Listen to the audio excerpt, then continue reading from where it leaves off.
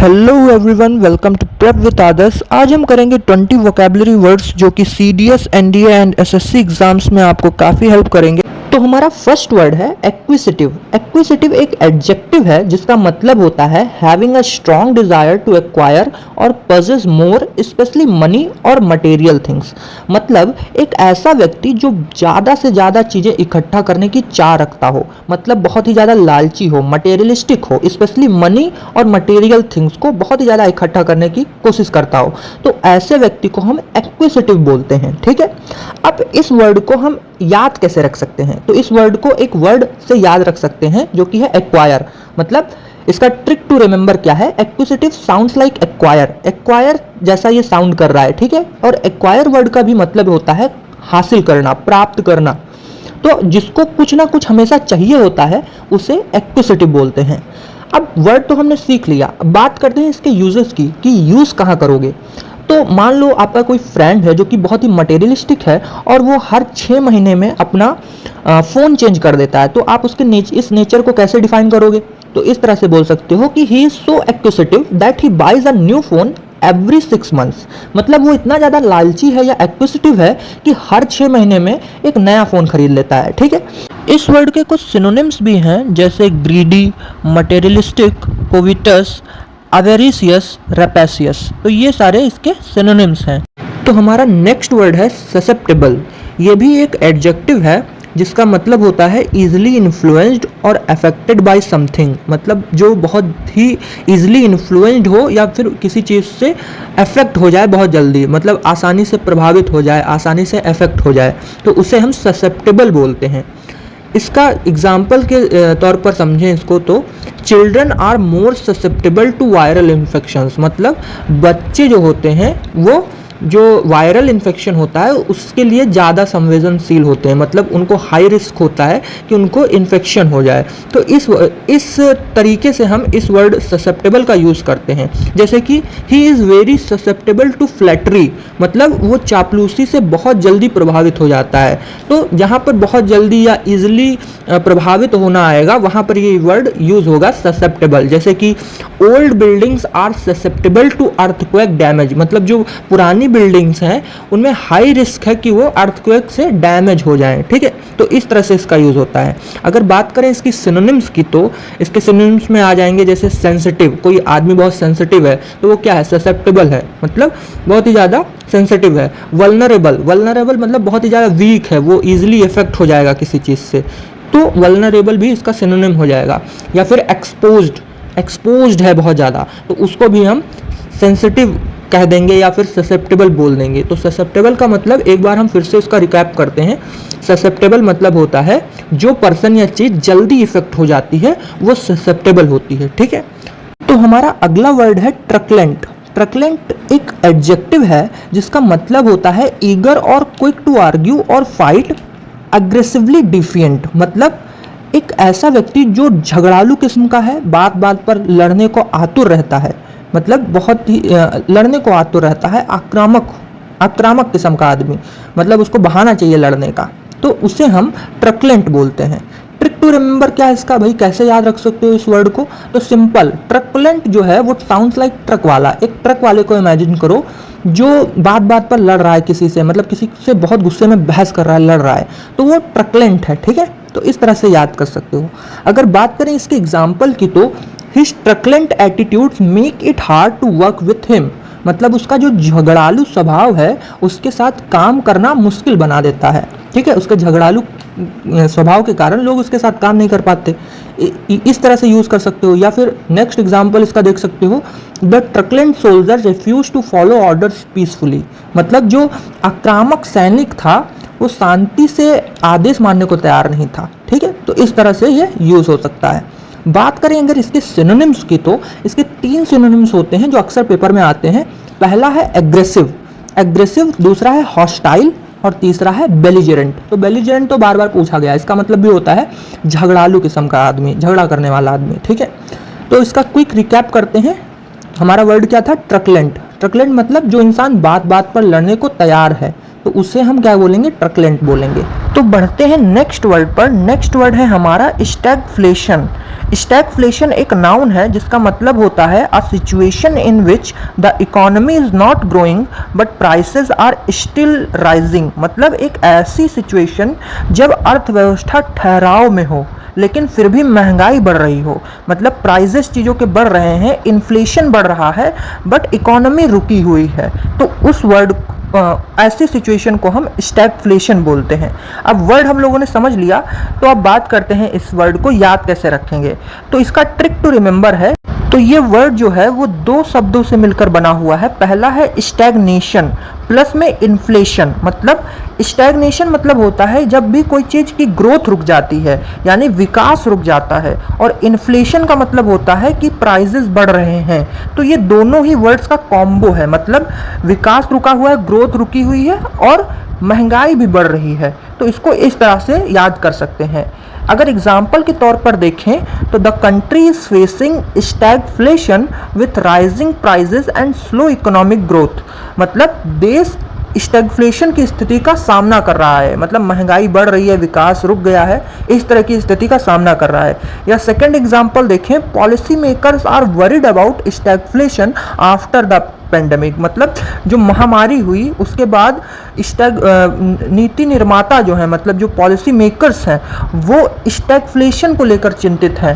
ठीक है, मतलब ऐसी इकोनॉमिक सिचुएशन जहां पर ग्रोथ रुक जाती है और प्राइजेस बढ़ते रहते हैं। नेक्स्ट वर्ड है हमारा रेट्रोस्पेक्टिव। ये एडजेक्टिव और नाउन दोनों जैसा यूज होता है।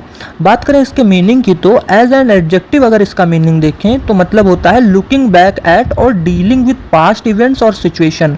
मतलब कि पीछे मुड़कर देखना या बीते हुए समय की समीक्षा करना, मतलब पीछे जो भी आपने किया उसको आप एक याद कर रहे हो। ठीक है, तो उस टाइम आप क्या कर रहे हो, रेट्रोस्पेक्ट कर रहे हो। या फिर अगर नाउन के तौर पर इसका मीनिंग देखें तो एन एग्जीबिशन और showing of work done over the past specially by an artist और फिल्म मेकर। मतलब ज़्यादातर आर्टिस्ट और फिल्म मेकर के लिए ये वर्ड यूज़ होता है जब वो अपने पुराने कामों को याद करते हैं या पुराने कामों के बारे में बताते हैं या फिर उनके बारे में सबको पता चलता है। जैसे कि कई बार आपने देखा होगा कि फिल्म मेकर्स अपनी पुरानी फिल्म्स की वीडियो क्लिप्स डाल रहे हैं या आर्टिस्ट पुराने समय की फ़ोटोज़ डाल रहे हैं, तो वो अपने पुराने समय को याद कर रहे हैं। तो वो क्या कर रहे हैं, रेट्रोस्पेक्ट कर रहे हैं। For example, in retrospective I realise I could have handle the situation better. मतलब अगर मैं पीछे मुड़कर देखता हूँ तो मुझे यह एहसास होता है कि मैं उस सिचुएशन को और अच्छे से हैंडल कर सकता था। या फिर इस तरह से आप बोल सकते हो, the company took a retrospective look at it performance over the last decade. मतलब कंपनी ने पिछले 10 सालों के प्रदर्शन पर एक पीछे मुड़कर नज़र डाली, मतलब उसकी परफॉर्मेंस पर, अपनी परफॉर्मेंस पर उसने पुनरालोकन किया। ठीक है, नेक्स्ट वर्ड है हमारा रॉयस्टर। रॉयस्टर एक वर्ब होती है जिसका मतलब होता है टू सेलिब्रेट और enjoy oneself in a loud boisterous और नॉइसी वे। मतलब जोरदार मस्ती के साथ शोरगुल तरीके से जश्न मनाना। तो वर्ड का मतलब हम लोगों ने समझ लिया है। अब बात करते हैं इसके यूजेज की। तो इसके यूजेज में अगर एग्जांपल्स देखें तो the boys roistered around the town after winning the match. मतलब लड़कों ने मैच जीतने के बाद पूरे शहर में मस्ती की और शोरगुल मचाया। दूसरा एग्जांपल देखें तो they were roistering late into the night disturbing the neighbours. वो रात भर मस्ती कर रहे थे और पड़ोसियों को परेशान कर रहे थे। तो इस तरह से आप इस वर्ड का यूज़ कर सकते हो। नोट करने वाली बात यह है कि इसका इस्तेमाल तब होता है जब मस्ती इतनी लाउड होती है कि दूसरे भी उस मस्ती को नोटिस करें। बात करें अगर इस वर्ड के सिनोनिम्स की तो इसमें कुछ वर्ड्स आएंगे जो कि हैं रेवेल, सेलिब्रेट नॉइसली या पार्टी हार्ड। ऐसे वर्ड्स इसके सिनोनिम्स होते हैं। मूव करते हैं नेक्स्ट वर्ड पर। नेक्स्ट वर्ड है हमारा सैडिज्म। सैडिज्म मतलब होता है enjoyment that someone gets from being violent और क्रूएल और फ्रॉम कॉजिंग पेन। मतलब दूसरों को दर्द या तकलीफ देकर खुद अच्छा फील करना, खुद आनंद में रहना। ठीक है, ये एक नाउन होता है। अब सब जो हमने सीख लिया, अब बात आती है कि इसे याद कैसे रखें। तो सैडिज्म को अगर हम ब्रेक डाउन करते हैं तो ये बना है सैड प्लस इज्म से। ठीक है, मतलब किसी और को सैड करके खुद अच्छा फील करना, इसी को सैडिज्म बोलते हैं। अगर यूजेज की बात करें तो एग्जाम्पल में आ जाएगा कि the villain sadism was clearly shown when he laughed while torturing others. तो विलन की क्रूरता साफ दिख रही थी, मतलब विलन की क्रुएलिटी साफ दिख रही थी जब वो दूसरों को तकलीफ देते समय हंस रहा था। सेकेंड एग्जाम्पल है, some people show signs of sadism in relationship by always dominating and hurting emotionally. मतलब कुछ लोग रिश्तों में दूसरों को नीचा दिखाकर या दर्द देकर खुशी महसूस करते हैं, तो मतलब सैडिज्म महसूस करते हैं। तो इस तरह से इस वर्ड का यूज़ होता है और ये वर्ड नेगेटिव सेंस में ही यूज़ होता है। बात करें इसके सिनोनिम्स की, तो इसके सिनोनिम्स में वर्ड्स आते हैं क्रुएलिटी, ब्रूटैलिटी, इनह्यूमैनिटी। ये इसके सिनोनिम्स हैं। एक बार इसका क्विक रिकैप करते हैं। जब कोई दूसरे का दर्द देखकर खुश हो उसे कहते हैं सैडिज्म। अगला वर्ड है हमारा कैटास्ट्रोफ। कैटास्ट्रोफ एक नाउन है जिसका मतलब होता है a sudden and wide spread disaster और अ कंप्लीट फेलियर। मतलब बहुत बड़ी तबाही या आपदा या फिर पूरी तरह से कोई चीज़ नाकाम हो गई तो उसे भी कैटास्ट्रोफ बोलते हैं। एग्जाम्पल से देखें तो the earthquake was a major catastrophe for the region. मतलब भूकंप उस इलाके के लिए एक बहुत बड़ी आपदा थी। नेक्स्ट एग्जाम्पल है losing all the data was a catastrophe for the company. मतलब सारा डाटा खो देना कंपनी के लिए बहुत बड़ा नुकसान था।